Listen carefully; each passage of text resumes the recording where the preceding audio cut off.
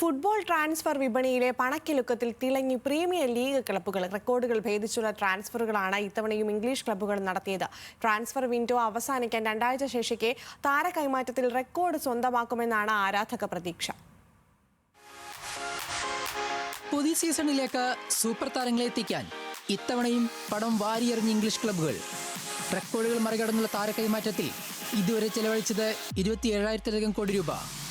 Transfer വിപണി അവസാനിക്കാൻ ദിവസങ്ങൾ ബാക്കി നിൽക്കെ താര കൈമാറ്റ തുകയിൽ റെക്കോർഡ് കൈവരിക്കാൻ സാധ്യതയേറെയാണ്.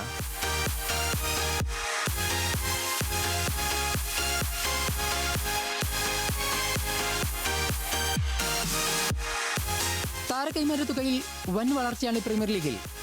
2021-ൽ 14,600 കോടി രൂപ മാത്രമായിരുന്നെങ്കിൽ 5 വർഷം കൊണ്ട് ഇരട്ടിയിലധികമായി. 2022-ൽ 25,000 കോടിയും 2023-ൽ 30,000 കോടിയിലേക്കുമെത്തി. കഴിഞ്ഞ വർഷം 40,000 കോടിയിലധികം രൂപയുടെ താര കൈമാറ്റമാണ് നടന്നത്. താര കൈമാറ്റത്തിൽ മറ്റു ലീഗുകളെക്കാൾ ബഹുദൂരം മുമ്പിലുമാണ് പ്രീമിയർ ലീഗ്.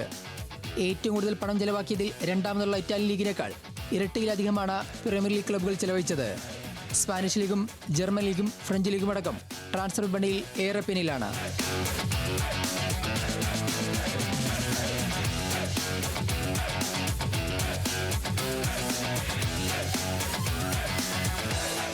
$4,500 കോടി രൂപയ്ക്ക് താരങ്ങളെ ടീമിലെത്തിച്ച ചെൽസിയാണ് ട്രാൻസ്ഫർ വിപണിയിൽ ഏറ്റവും കൂടുതൽ പണം ചെലവഴിച്ച ടീം.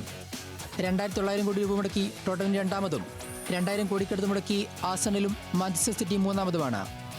ചെൽസിയും ടോട്ടനവും ആഴ്സണലും അടക്കം പ്രീമിയർ ലീഗിലെ 20-ൽ 11 ടീമുകളും ഇത്തവണ ട്രാൻസ്ഫർ റെക്കോർഡ് മറികടന്നു.